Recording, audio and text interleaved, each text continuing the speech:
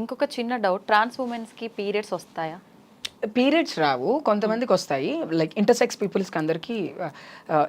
Peoples అందరికీ కూడా వాళ్ళకి యూట్రస్ ఉంటుంది బాడీలో, కాబట్టి కొంతమంది తీయించేసుకుంటారు, కొంతమంది తీయించుకోరు, due to based on their life cycling మీద ఆధారపడి ఉంటుంది కాబట్టి. But they bleed, every trans women will bleed when they don't know when they bleed, అంతే. కొంతమందికి నెలలో 2 సార్లు బ్లీడ్ అవ్వచ్చు due to the internal intestine problems. ఎందుకంటే సర్జరీ ఇప్పుడు డిఫరెంట్, ఆ సర్జరీకి సంబంధించిన కాంప్లికేషన్స్లో బ్లీడింగ్ అనేది ఒక కాంప్లికేషన్ ఉంటుంది, ఎప్పుడు ఉంటుంది. డాక్టర్స్ చెప్తారు అప్పుడప్పుడు బ్లీడ్ అయినప్పుడు ఈ టాబ్లెట్లు వేసుకోవాలి, వేసుకోవాలి చెప్తారు. We use to bleed lot of times, but it's not consider as a period. But some may get periods also. It's based on our body and మన ఆ బర్త్ అప్పుడు మనకున్న ఇంటెస్టైన్స్ని బట్టి, మనకున్న బాడీలో ఉన్నటువంటి కాంప్లికేషన్స్ని బట్టి బ్లీడ్ అవుతారు. అండ్ పీరియడ్స్ కూడా అవుతారు, నాన్ బ్లీడ్ కూడా అవుతారు. పీరియడ్స్ పెయిన్ ఎలా ఉంటుందో బ్లీడ్ పెయిన్ కూడా అలాగే ఉంటుంది కదా. అబ్డామిన్లోనే పెయిన్ వస్తుంది ఎవరికైనా బ్లీడ్ అయినప్పుడు, బికాజ్ అక్కడే మనకి ఉన్న పార్ట్ అక్కడే ఉంటుంది కాబట్టి అక్కడే బ్లీడ్ వస్తుంది, అక్కడ నుంచి పెయిన్ వస్తుంది. పెయిన్ మాత్రం కంపేర్ చేసుకుంటే ఒకటేలాగా ఉంటుంది, బ్లీడింగ్ సిస్టమ్ డిఫరెంట్గా ఉండే అవకాశం ఉంది. ఓకే, మీకు ముందే తెలుసా అంటే ఆపరేషన్కి బిఫోర్ ఇన్ని కాంప్లికేషన్స్ ఉంటాయి? తెలీదు, నాకైతే తెలీదు. చేయించుకునే ముందు వరకు, చేయించుకున్న తర్వాతే తెలిసింది. తెలిసిన తర్వాత ఏం చేస్తాం అంటే చేయించుకోవాలి ఖచ్చితంగా అనుకున్నాం కాబట్టి చేయించుకున్నాం. ఇప్పుడు ఎవరికైనా కాంప్లికేషన్స్, కొన్ని సర్జరీస్, కొంతమంది బాడీకి అసలు కాంప్లికేషన్స్ రావు, ఏంది నువ్వు ఎన్ని సంవత్సరాలు ఇంత బాగున్నావు, నీకు అసలు ఎప్పుడు ఏ ప్రాబ్లం రాదేంటి అని అనుకుంటుంటాం. కొంతమంది ఏంది నీకు ఎప్పుడు ఏదో ఒక ప్రాబ్లం, కూసుటే లేవవు, లేస్తే కూసోవు, ఇట్లా వస్తూ ఉంటాయి అనమాట. కాంప్లికేషన్స్, హెల్త్ ఇష్యూస్ వస్తానే ఉంటాయి కామన్గా. చాలా ఖర్చుతో కూడుకున్న సర్జరీ అయితే. అవునండి, చాలా ఖర్చుతో కూడుకున్న సర్జరీ. ఈ సర్జరీ కోసమే చాలా కష్టపడతాం, పగలు రాత్రి లేకుండా కష్టపడతాం ఈ సర్జరీ డబ్బుల కోసం. డబ్బులు ఎవరిస్తారు? డబ్బులు ఎవరికి ఊరికే రావు కదా, ఎవరు. ఇప్పుడు మన దగ్గర 10 రూపాయలు ఉంటే ఎవరైనా 10 రూపాయలు సపోర్ట్ చేస్తారు కానీ కంప్లీట్గా డబ్బులు సపోర్ట్ చేయరు. ఒకప్పుడు కమ్యూనిటీలో నా టైంలో ఎలా ఉండేదంటే, నేను చేపిస్తాను నాన్న నీకు, నువ్వు మెల్లిగా కొన్ని సంపాదించి నాకు ఇవ్వు అని తీసుకునేవాళ్ళం. ఇప్పుడు కోసం అది తగ్గింది, ఎందుకంటే స్వార్థం పెరిగింది కాబట్టి, డబ్బు విషయంలో చేయించుకుని డబ్బులు ఎగ్గొట్టే వాళ్ళు ఎక్కువైపోయారు కాబట్టి. బట్ నాకు మాత్రం సపోర్ట్ చేసిన వాళ్ళు ఉన్నారు, నేను కష్టపడి సంపాదించుకున్నాను.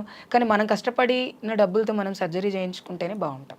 ఓకే, లాస్ట్ అండ్ ఫైనల్గా ఒక క్వశ్చన్. చాలా మంది ఆడవాళ్ళు మేము ఈక్వలే, వాళ్ళతో సమానంగా మమ్మల్ని చూడండి అనే వాళ్ళు కూడా ఉన్నారు. అలాంటి వాళ్ళకి మీరు ఏం చెప్తారు? నిజంగా ఎలా ఈక్వల్ గా సమానం అయితే మనం విమెన్ అనుకోవాలి కదా, ట్రాన్స్ విమెన్ అని ఎందుకు అనుకుంటున్నాం?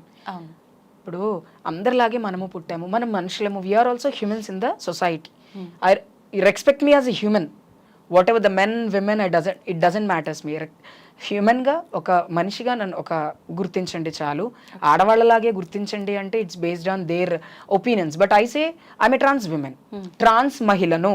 ఓకే, నన్ను మహిళ అంటే ప్రభుత్వం ఎలా తీసుకుంటుంది, నన్ను బయాలజికల్గా డాక్టర్స్ ఎలా తీసుకుంటారు?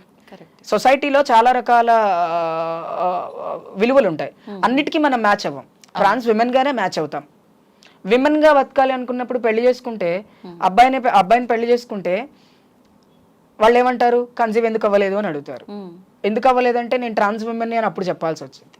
అవునా? చిన్న లాజిక్గా తీసుకుంటే, మనం అందంగా ఉన్నాము, నేను ఆడపిల్ల కంటే అందంగా ఉన్నాను, నాకేం తక్కువ అనుకోవటంలో తప్పు లేదు, కానీ ఆడవాళ్ళు మనం సమానం అనుకోవటంలో తప్పు నేను అనుకుంటాను. So I'm a trans women, నేను ఒక హిజ్రాని.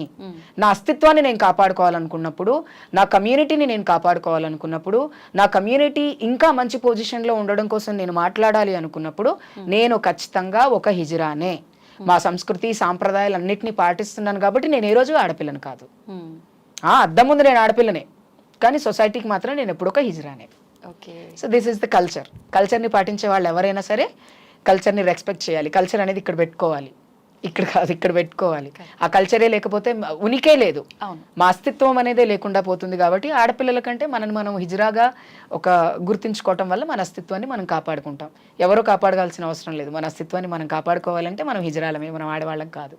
నిజంగా చాలా చక్కగా చెప్పారు.